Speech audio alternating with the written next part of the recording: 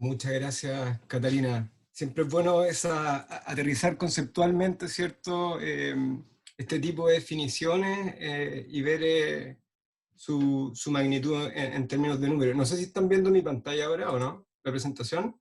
Sí, lo estamos viendo. Y que me llamó mucho la atención porque los desastres no solamente son en las ciudades, sino que hay personas que son desastrosas y cuando uno era chico le decían, eres un desastre, porque tenías toda tu pieza completamente desarmada. Y una pregunta para el público, a ver cuál sería el riesgo, ¿no? Bueno, cuando el desastre es permanente, cuando era un desastre en tu pieza, ¿cuál sería el riesgo? Nos podrían cortar en el internet, por ejemplo. O quizás nos dejarían con menos horas de, no sé, de juego, etcétera. Pero me llamó la atención y quería hacer esta relación. Todo tiene que ver con las proporciones de escala. Bueno, voy a galopar un poco por áreas del tiempo, así que en esta segunda parte me voy a concentrar en lo que son los peligros climáticos asociados al estudio del riesgo, principalmente en sus dos componentes que mencionó anteriormente Catalina, siempre recordando que existe una variabilidad natural del sistema planetario, ¿cierto? O del clima de nuestra macrozona sur, y también tenemos cambios climáticos de origen del hombre o antropogénico, los cuales se pueden resumir, ¿cierto?, en esta ecuación. Es decir, lo que tenemos una variación interanual de caudal, es decir, un ritmo que sigue el planeta, ya sea en su temperatura, en precipitaciones, pero también tenemos una tendencia hacia el aumento que está relacionada principalmente por el efecto de gases invernadero. Muchos de ustedes también están bien interiorizados sobre el concepto de cambio climático, no voy a andar mucho, pero es importante para este día porque fue un paraguas conceptual en el cual nos situamos para poder desarrollar al drenaje urbano sostenible.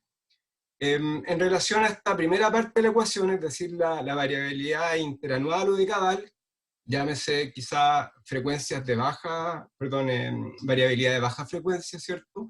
Que responden a un ritmo más bien oscilatorio. En este ejemplo, por ejemplo, vemos las anomalías de la temperatura, donde el cero obviamente representa no variación, pero vemos que a partir de 1920 aproximadamente existe un aumento de la temperatura, y ese ritmo en el cual aumenta la temperatura, si lo descomponemos, tiene una variabilidad climática que está asociada, como voy a hablar en la siguiente diapositiva, a algunos reguladores climáticos regionales o globales, y también tiene una tendencia que va hacia el aumento, que está principalmente relacionada con nuestro efecto sobre el planeta, principalmente la emisión de gases de efecto invernadero.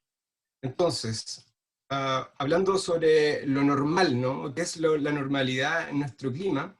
Específicamente en Chile y en la zona sur tenemos, y como lo mencioné anteriormente, se podría decir que son tres reguladores del clima muy importantes y también oceánicos, como es el fenómeno del Niño, ¿cierto? En este diagrama se muestran los índices de cada uno de estos reguladores. Estoy hablando del fenómeno del Niño en rojo, la oscilación de Caal del Pacífico en azul y la oxidación antártica o el modo anular del sur.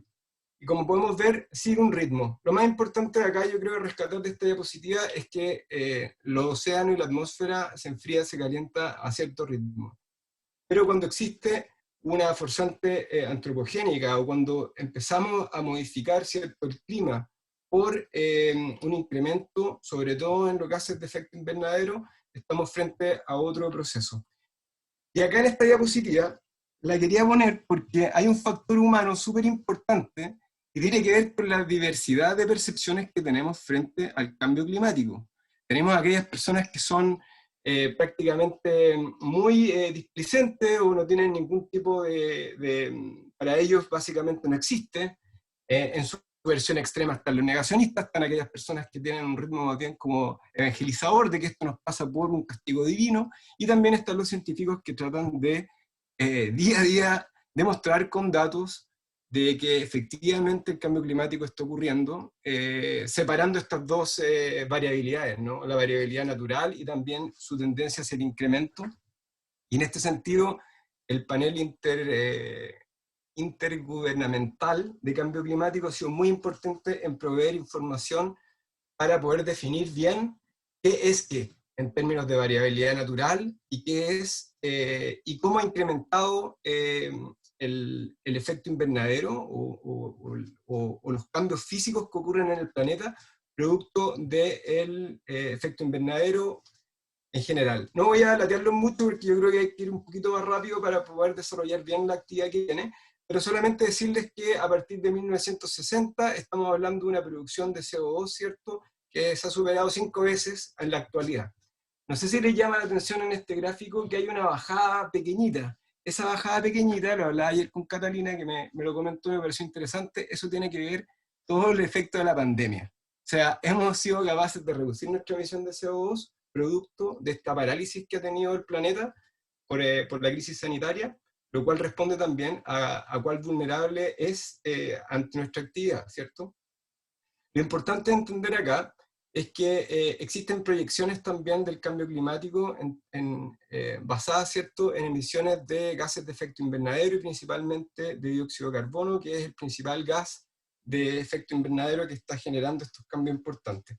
Acá una definición corta que dice que el cambio climático es el cambio del clima atribuido directamente o indirectamente a la actividad humana, que altera la composición de la atmósfera global y que se suma a la variabilidad natural, que es lo que expliqué anteriormente, que se ha observado durante periodos de tiempo comparables. Es importante esta diapositiva para poder después citarnos lo que también es el análisis que realizamos en la guía, donde mostramos ciertas proyecciones que no son nuestras, pero son parte de otras plataformas que están disponibles. Y lo importante acá es tratar de conceptualizar bien a qué se refieren los famosos escenarios o estas vías de concentración representativa, para poder los científicos hacer estimación o proyección en el futuro, ¿cierto? Ellos tienen que utilizar ciertos supuestos, y estos supuestos básicamente son emisiones de CO2. Entonces tenemos, por ejemplo, aquellas que son muy extremas, es decir, que el planeta va a seguir funcionando a la misma emisión, ¿cierto?, hasta el siglo XXI, lo que se llama como business as usual, es decir, que no vamos a hacer atención a nada de lo que nos están diciendo, vamos a seguir emitiendo CO2 como locos. Y tenemos también aquellos, es el escenario 8.5 o RCP 8.5, y tenemos una gama también de escenarios yendo hasta los más conservadores, que el 2.6, que es una trayectoria mucho más estricta en las emisiones. Hace poco también, después del Acuerdo de París, ¿cierto?, se incluye otro más, donde nos indica que tenemos que desacelerar justamente esas emisiones para poder revertir la situación que estaba ocurriendo en relación al calentamiento de 1.5 grados. Chile es un país que se caracteriza por tener, como hablamos antes, una diversidad de climas y por lo tanto también una diversidad de ecosistemas. Y esa ha sido una de las características también que de cierta forma nos ha jugado en contra en términos de vulnerabilidad. Nuestro país ha sido rankeado como uno de los países más vulnerables al cambio climático entre el 2015 y el 2016, y tiene que ver justamente con cumplir 7 de 9 criterios de vulnerabilidad. Por lo tanto, es importante en esta lámina, que se la recomiendo, es antigua, del 2019, pero es una radiografía que utiliza la CEPAL. La CEPAL hace una construcción de casos de estudio de diferentes industrias, ¿no?, que van desde la generación de energía, agricultura, etcétera, pero da una representación más o menos nacional de lo que podría ocurrir en el futuro en términos de temperatura y precipitaciones. Perdón. Para nosotros, lo más importante es que a nivel de la macrozona sur, ¿cierto?, existen dos direcciones bastante claras en términos de la temperatura, mediante su aumento, y también una reducción de las precipitaciones. Pero no quisiera dejar de pasar de decir que el resto del país también experimenta otro tipo de variaciones, y esta que nos concentramos en la guía están relacionados solamente, obviamente, con la macrozona sur. En este gráfico, de la mano izquierda, se muestra la producción, la variación, ¿cierto?, de temperatura entre los años 1950 y el 2000, también está en la guía, y una proyección en el futuro bajo los escenarios de emisión. No nos importa nada, sigamos emitiendo para el siglo XXI, ¿cierto?, que es el que genera un aumento considerable de la temperatura de la macrozona sur. Estas son las proyecciones, son para la macrozona sur, es decir, región de Biobío, Temuco, los lagos, los ríos y los lagos, y también una proyección de temperatura con un escenario mucho más restrictivo, ¿cierto?, donde finalmente los compromisos de emisión de CO2 se hacen parte. A mano derecha, en la guía también aparece, pero como para bajar la pelota, por decirlo así, en términos de cuánta es la variación que vamos a tener en el futuro, en términos de temperatura, podemos decir que las temperaturas medias estivales, las que ocurren durante el verano, para las 4 ciudades objetivos de la macrozona, estamos hablando de aumentos que van, ¿cierto?, aproximadamente entre un 10 y un 19% dependiendo de la ciudad. Los cambios más notorios en términos de temperatura se van a observar, ¿cierto?, en Valdivia, donde los veranos van a ser mucho más cálidos de lo que son actualmente. En esta gráfica olvidé decir que están en amarillo la línea base del 80 al 2010, y en naranjo está la proyección al 2050. El mismo ejercicio lo podríamos hacer también para el invierno, donde nuevamente vemos que las variaciones entre lo presente y lo futuro van a ser mucho más altas en Valdivia, con 34% más de inviernos cálidos comparado con su línea base. Anteriormente dije estival está relacionado con el verano, me equivoqué. Bueno, toda esta información ustedes pueden ir a la base digital del clima, el Ministerio de Medio Ambiente, donde aparecen estas proyecciones a niveles comunales. Eso es súper interesante. Antiguamente esta información no lo teníamos, pero hoy en día ya existen, y nosotros, como reitero, hicimos este ejercicio a nivel de capitales, de la macrozona sur. Para el caso de las proyecciones de las precipitaciones de la macrozona sur, sabemos que existe una tendencia hacia la disminución, y obviamente que eso va a depender de qué escenario estamos utilizando. Los escenarios donde las emisiones son mucho más restringidas, ¿cierto? Obviamente que esta variación de la temperatura va a ser menor. Pero en resumen, quería contarles que de las 4 ciudades, por ejemplo, vemos en este gráfico el presente y el futuro, ¿cierto? En azul más claro, donde vemos disminución de las precipitaciones en un rango que va entre 12% en Puerto Montt hasta un 15% en Concepción. Es decir, que existe una tendencia clara a nivel comunal, sobre todo en estas capitales regionales, de que vamos a tener menos precipitaciones anuales, ¿cierto?, en nuestras ciudades. Perfecto, ¿cómo de cierta forma utilizamos toda esta información para construir lo que anteriormente, nos señaló Catalina, para ver, ¿cierto?, esta evaluación del riesgo? Por lo tanto, tenemos que identificar cuáles son los peligros climáticos que existen en nuestras ciudades.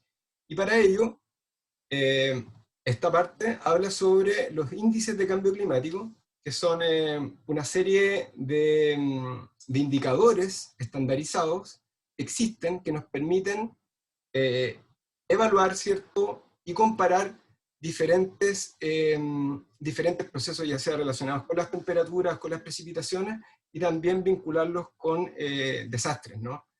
Estos índices de cambio climático se encuentran, ustedes pueden entrar a la página de la DMC, en ese link que está abajo, donde aparecen desplegados para las principales ciudades del territorio nacional, para todo Chile, es muy interesante.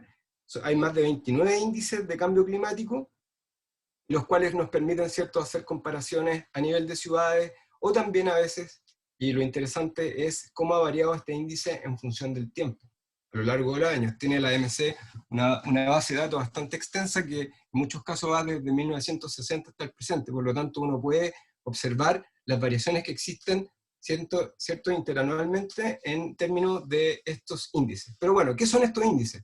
Estos índices son expresiones matemáticas, ¿cierto?, las cuales nosotros podemos utilizar para hacer relaciones con, por ejemplo, algunos desastres relacionados con las heladas. Acá pongo algunos ejemplos. Por ejemplo, el número de heladas que ocurren durante un periodo determinado de días. Esto, por ejemplo, está relacionado con el número de días que las temperaturas mínimas sobrepasan o son bajo cero, y ahí se va construyendo estos índices. Lo mismo ocurre con aquellos índices que están de cierta forma anidados en las olas de calor o calores extremos, que vamos a ver algunos ejemplos, ¿cierto?, a continuación. También podemos examinar posibles riesgos relacionados con precipitaciones extremas con índices de cambio climático relacionados con la precipitación máxima diaria, con las longitudes de días lluviosos, días extremos lluviosos, etc. En la guía nosotros hicimos una bajada bien interesante sobre esto, y hay definiciones que ustedes también pueden observar. También la sequía, ¿cierto?, con otro tipo de índices, pero en general estamos hablando de un paquete de indicadores que nos permiten hacer relaciones con desastres, con riesgos también, pero midiendo, ¿cierto?, las precipitaciones y las temperaturas, que son los dos grandes variables no climáticas que se utilizan para estos efectos. Las últimas diapositivas que vienen de esta presentación son para hacer una introducción al práctico, ¿sí?, donde vamos a analizar 3 índices de cambio climático. El primero es el día cálido, que tiene su sigla como TX90, el cual corresponde a un índice que refleja el porcentaje de días al año donde la temperatura máxima supera el percentil 90, ¿sí? En este ejemplo, por ejemplo, vemos, valga la redundancia, una variación en una ciudad tipo desde 1981 hasta el 2020, donde este índice lo que está reflejando es el porcentaje de días del año en los cuales la temperatura máxima, ¿cierto?, supera el percentil 90.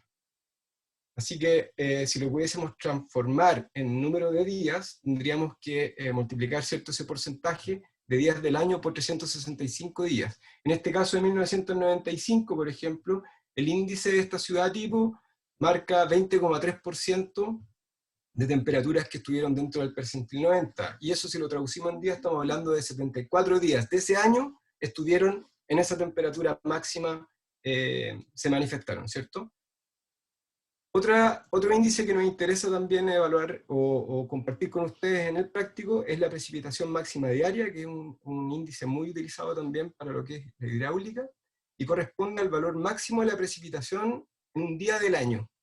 Es decir, en simple castellano, el día que llovió más en el año. En este ejemplo, por ejemplo, para que la redundancia, en el 1987, que dicho sea de paso, fue un año tremendo para el niño, porque fue uno de los niños mucho más fuertes, no sé si recuerdan.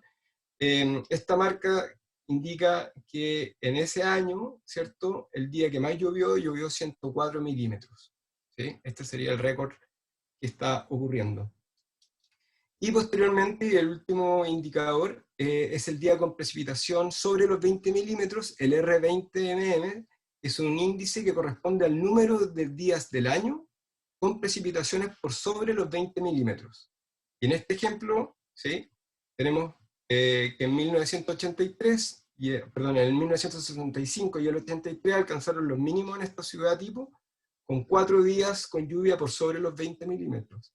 Es súper importante tener en cuenta de que este índice, este indicador, varía entre las ciudades, es decir, que yo no puedo comparar esta precipitación o este índice de precipitación R20 entre Puerto Montt, por ejemplo, con Santiago, porque la frecuencia también donde van a ocurrir días sobre los 20 milímetros en Puerto Montt va a ser mucho más alta que en una ciudad del norte, ¿cierto? Entonces, siempre es importante tener cautela en cómo estamos utilizando estos indicadores para reflejar de mejor forma lo que está ocurriendo en el territorio, ya sea en las precipitaciones o en las temperaturas.